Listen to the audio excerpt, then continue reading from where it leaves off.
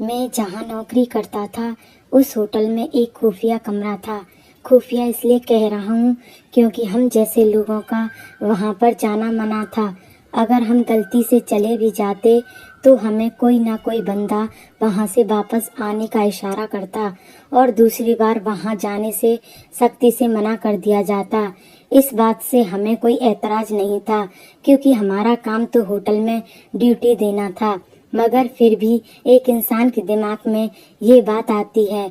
आज भी रोज की तरह मैंने देखा कि वेटर अमित उसी कमरे की तरफ जा रहा है।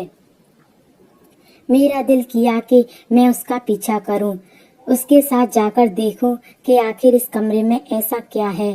वहां पर अनजान का जाना मना है। यही सोचकर मैं अमित के पीछे चला गया। दबे पांव उसी कमरे की तरफ रुक गया। आगे बढ़ा जा रहा था। मैं उसके पीछे पीछे उसके नक्शे कदम पर चलते आगे बढ़ रहा था। तभी उसने पीछे मुड़कर मुझे देखा और सख्त नजरों से मुझे खुलकर बोला, अपनी जान के दुश्मन क्यों बने हो? इस कमरे में कुछ ही लोगों को जाने की इजाजत है। भगवान के लिए यहाँ से चले जाओ, वरना मुझ पर भी इल्जाम आएगा कि मैं तुम्हें अपने साथ वहाँ लेकर जा रहा हूँ। उसकी बात सुनकर मैं शर्मिंदा हो गया। वैसे भी मेरा इस कमरे में कोई वास्ता नहीं था। मैं वापस आ गया। काउंटर पर बैठा मैं यही सोच रहा था कि आखिर इस कमरे में ऐसा क्या होता है। तभी बाहर आकर एक खूबसूरत काली सी कार रुकी। मेरी नजरें कार की तरफ ही गईं, क्योंकि यह कार बहुत ही खूबसूरत थी। कार का दरवाजा खुला और एक बड़ी सुंदर लड़की चलती हुई होटल के अंदर दाखिल हो गई। मैं लड़की की खूबसूरती देखकर हैरान रह गया था। वह बहुत खूबसूरत लड़की थी और उसके चेहरे पर कोई दाग न था, मानो वह बेदाग सी थी। मैं उस पर नजरें जमाए बैठा ही था कि एक ग्राहक का ऑर्डर आया। मैं ऑर्डर लेने लगा, तभी वह लड़की कमरे की तरफ जाती दिखाई दी। मेरा दिल उस पर आ गया। पास बैठे दोस्त से मैंने कहा, यह लड़की इस कमरे की तरफ जा रही है, यहाँ हमारा जाना मना है। तुम क्या कहते हो कि लड़की यहाँ क्यों आई है? मेरी बात पर अमित सोच में पड़ गया। यार, तुम आजकल की लड़की को जानते नहीं हो, पैसे और मतलब की खातिर कुछ भी करने को तैयार हो जाती हैं। यह लड़की भी उन्हीं लड़कियों में से एक होगी। वैसे भी तुमने इस लड़की को पहली बार देखा है, लेकिन मैं हर रोज इस कमरे में एक लड़की जाता देखता हूँ। पता नहीं क्या करती हैं। फिर मैं उस लड़की का इंतजार करने लगा जो उस कमरे में गई थी। उसके वापस आने पर उसका दीदार हो जाना मेरे लिए खुशकिस्मती था। तभी मैंने उसी दिन ओवरटाइम ड्यूटी भी कर ली। मैं चाहता था कि किसी तरह उस लड़की का हसीन चेहरा देखने को मिल जाए, मगर दिन से शाम, शाम से रात हो गई और वह लड़की दोबारा नजर नहीं आई। वह लड़की मेरे लिए किसी हसीन ख्वाब से कम न थी। तभी तो उसका इंतजार करने लगा, मगर उसको नहीं आना था और वह नहीं आई। मेरे साथी अमित को भी मेरे दिल की हालत का अंदाजा था। कहने लगा, मैं जानता हूँ कि तुम उसी लड़की का इंतजार कर रहे हो, मगर तुम क्या यह भी जानते हो कि वहाँ जो लड़की एक बार चली जाए उस कमरे से वापस नहीं आती। उसका इंतजार करना बेकार है। मगर मेरे दिल में एक उम्मीद सी थी, वह मुझे एक दिन जरूर मिलेगी। मैं सोचने लगा कि शायद वह दूसरे दरवाजे से कहीं चली गई होगी। कल दोबारा अपने किसी काम से वापस आ गया। हमारे इलाके में ज्यादातर लोग घूमने के लिए आते थे। उनमें ज्यादातर लोग गैर मुल्क के होते हैं। मैं कल का इंतजार करने लगा, शायद यह कोई गैर मुल्क की हसीना हो। यही सोचकर मेरी उम्मीद बढ़ गई थी। ठीक उसी समय दिन के 12 बजे काली कार होटल के मेन दरवाजे पर रुकी। मेरी तो खुशी का ठिकाना न रहा, क्योंकि उस कार में से उसी लड़की की काट की एक लड़की निकली थी। मैं समझ गया कि यह लड़की ने तो अपना चेहरा ढक रखा था, जिसकी वजह से उसका चेहरा नहीं दिख सका। मगर दिल में यही खुशी थी कि यह लड़की कहीं नहीं गई, बल्कि उसी होटल में दोबारा आई है। मैंने अमित को भी उसकी तरफ देखने को कहा। वह कहने लगा कि तुम्हें गलतफहमी हुई है, यह कोई और लड़की है। उसने तो अपना चेहरा भी ढक रखा है। इस होटल में आने वाली लड़कियों पर अपना दिल मत ले जाना। यहाँ तो आवारा और अय्याश लड़कियाँ आती हैं। तुम तो एक शरीफ घराने के लड़के हो। अमित की बातें मेरा दिल काट रही थी, मगर वह सही कहता था। भला एक होटल के कमरे में एक अकेली लड़की का क्या काम, मगर मर्द तो दिल लगी के लिए लघु नहीं देखता, बस औरत को एक फूल की तरह देखता है। मैं भी आज उसका दीदार करना चाहता था। जब अंदर की तरफ जाने लगे तो मैंने उसका पीछा किया। पता नहीं क्या था जो मुझे उसकी तरफ खींच रहा था। अमित ने मुझे मना भी किया। अगर तुम्हें मालिक की खास बेटा ने देख लिया तो वह तुझे अच्छी खासी डांट सुनाएगा, क्योंकि गाड़ी से निकलने वाली लड़कियों को उस लड़के के साथ अमित ही अंदर कमरे तक लेकर जाता था। पर उस दिन मुझसे सब्र नहीं हुआ। मैं उस लड़की के पीछे पीछे चल पड़ा। बात सुनिए, मैंने उससे बात करने की कोशिश की, मगर उसने अपनी रफ्तार तेज कर ली। उसका बुर्खा उसके कदमों में आ रहा था और वह बहुत परेशान और नर्वस लग रही थी।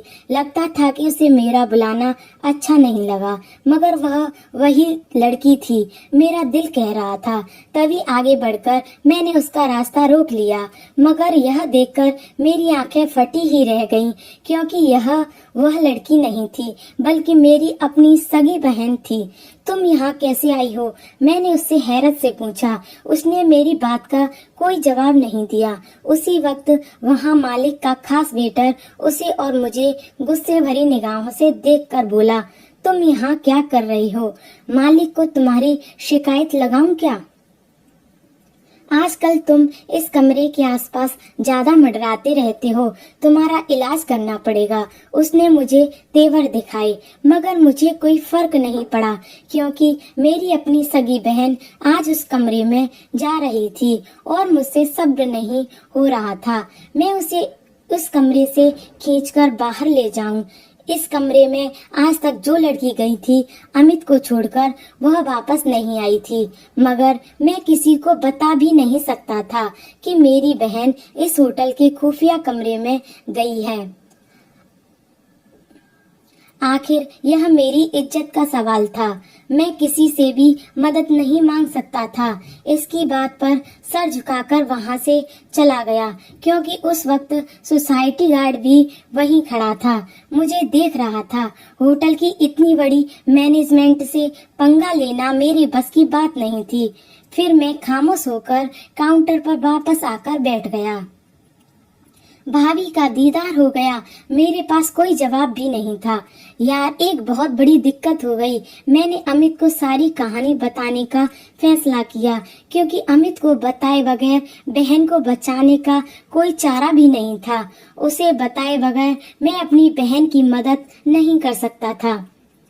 एक ऐसा जो मेरी मदद कर सकता था। जहां मेरी बहन गई थी उसके बारे में किसी भी बेटर की अच्छी राय नहीं थी। मेरा तो दिल कांप रहा था। मेरे माथे पर एक तानाशाही में अपनी बहन के बारे में सोच रहा था कि आखिर मेरी बहन के साथ क्या हो रहा होगा। थोड़ी देर के बाद अमित ने एक आदमी से बात की। वह भी बहन बेटियों वाला था, इसलिए वह मेरी मजबूरी समझ गया, मगर हम सब वहां बैठे थे, एक हद से ज्यादा एक दूसरे की मदद भी नहीं करते। उसने मुझे इजाजत तो दे दी, मगर मेरे ख्याल से तो उस कमरे को अंदर से बंद होना चाहिए था। मगर मैंने जैसे ही देखा कि कमरे का दरवाजा आसानी से खुल गया, लेकिन धड़कते दिल के साथ जैसे ही मैं कमरे का दरवाजा खोला तो कमरे को एकदम खाली पाया।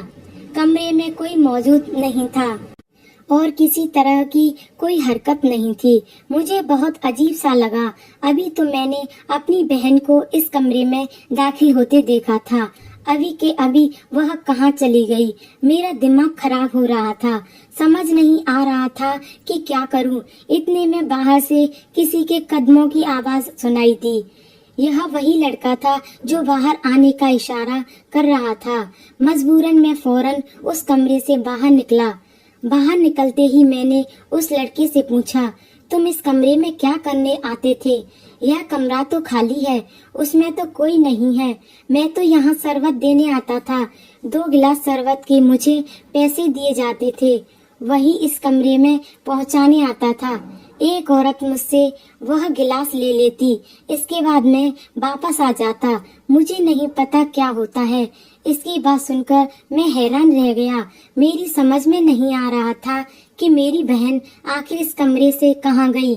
उससे पहले कि हम वहाँ से अपने कदम हटाते, मुझे कमरे की कालीन में कुछ हरकत सी महसूस हुई। मैं अंदर जाने ही लगा था कि उस कमरे ने मुझे खबरदार कर दिया और फिर एकदम कमरे की बिजली बंद हो गई। हमें वहाँ से वापस आना पड़ा। यह जगह खतरनाक थी, यहाँ जाना आसान नहीं था, मगर यह लड़का मेरी मजबूरी समझता था। तब उसने एक सिक्योरिटी गार्ड को, जो उसका दोस्त था, उसने उसे सारी बातें समझाईं। वह सिक्योरिटी गार्ड बुजुर्ग आदमी था। वह भी हमारी मजबूरी तकरीबन समझ गया था। उसने भी जब मेरी बहन के बारे में जाना तो वह भी मेरी मदद के लिए तैयार हो गया। बोला कि मैं तुम्हें जाने की इजाजत तो दे दूंगा, तुम इस कमरे में जाकर जो चाहो करो। इस कमरे में आज तक जो भी लड़की गई है वह दोबारा कभी बाहर नहीं आई। उस कमरे की अच्छी तरह तहकीकात तुम खुद कर लो। हो सकता है तुम्हारी बहन किसी दूसरे की बात सुनकर अपने माँ बाप की इज्जत पर आंच नहीं आने दे सकती थी, लेकिन माँ बाप कहाँ थे? हालांकि मदद से पहुँच गया। मुझे नीचे ऐसी कोई दिखी। ऊपर वाले का नाम लेकर उसको अच्छी तरह चेक करने के बाद, एक टुकड़ा हटाने के बाद, एक लोहे के दरवाजे पर मैंने उसे अपने दोनों हाथों से उठाकर दूसरी तरफ रख दिया था। मैंने जल्दी से उस खाने में उतरने का फैसला किया, क्योंकि मैं अंदर जल्द से जल्द पहुंचना चाहता था। और फिर अंदर आते ही मुझे कुछ ऐसा दिखा जिसे देखते ही मेरे होश उड़ गए। अंदर जैसे एक पूरी दुनिया का वास था। हर तरफ खूबसूरत कमरे बने हुए थे और टाइलों की ऐसी चमक देखकर मेरी आंखें हैरान हो रही थीं। लगता था कि यहाँ पर मौजूद लोग तो दूसरी दुनिया के रहने वाले हैं। हर तरफ खूबसूरती खूबसूरती थी। पूल के पास बैठी लड़कियाँ बेहद हसीन लग रही थीं। लड़कियों की तादाद कोई 10-12 के करीब होगी, जबकि अमित के मुताबिक यहाँ अब तक 50 लड़कियाँ आकर होटल के कमरे में गायब हुई थीं। मुझे अपनी बहन को ढूंढना था, मगर अभी मैं खड़ा था जैसे तहखाने को देख रहा था। मुझे अपने पीछे किसी के होने का एहसास हुआ और इससे पहले कि मैं पीछे मुड़कर देखता, किसी ने मेरे सिर पर दबाव डाला और कोई भारी चीज मेरे सिर पर मारी। मैं बेहोश हो गया। मेरी आंखें खुली तो कई घंटे गुजर चुके थे, मगर मेरी खुशकिस्मती थी, मैंने अपने सामने उसी सिक्योरिटी गार्ड को पाया जिससे कुछ देर पहले मेरी मुलाकात हुई। मैंने उससे पूछा कि मैं कहाँ हूँ। उसने बड़ी मुश्किल से बताया कि मैं होटल के तहखाने में कैद हूँ, जहाँ आते ही तुम सिक्योरिटी की नजर में आ गए थे। मगर उस बॉडीगार्ड ने न जाने कैसे सिक्योरिटी से बात करके मुझ तक पहुंचकर मुझे बचाया, मेरा ख्याल रखा और मुझे होश में लाने की कोशिश की। मैं उनका शुक्रगुजार था, मगर उनकी परेशानी मुझे साफ नजर आ रही थी। बेटा जल्दी करो, तुम्हें यहाँ से जल्दी जाना होगा, क्योंकि मैं यहाँ पर बहुत ही ज्यादा मुश्किल से आया हूँ। न सिर्फ मेरी जान बल्कि मेरी नौकरी को भी खतरा है। बेटा तुम अपनी बहन के पीछे यहाँ तक आए हो, इसलिए मैंने तुम्हारी मदद की, वरना यहाँ तक आने वाली लड़कियों को एक अच्छी लड़की समझने की गलती मत करना। मैं उस जगह से वाकिफ तो था, मगर यह नहीं जानता था कि यहाँ पर कोई तहखाना बनाया गया है। यहाँ पर इन सब लड़कियों को कैद किया जाता है और यहाँ का मालिक इन्हें अपने मकसद के लिए इस्तेमाल करता है। मैं तो तुम्हारी बहन को पहचानता भी नहीं हूँ। तुम्हें खुद इन लड़कियों में से अपनी बहन को तलाश करना होगा। उसके बाद मैं तुम्हें एक रास्ता बताऊंगा, जिससे होते हुए तुम इससे तहखाने से बाहर निकल जाओगे। मगर ध्यान रहे कोई चालाकी दिखाने की कोशिश मत करना।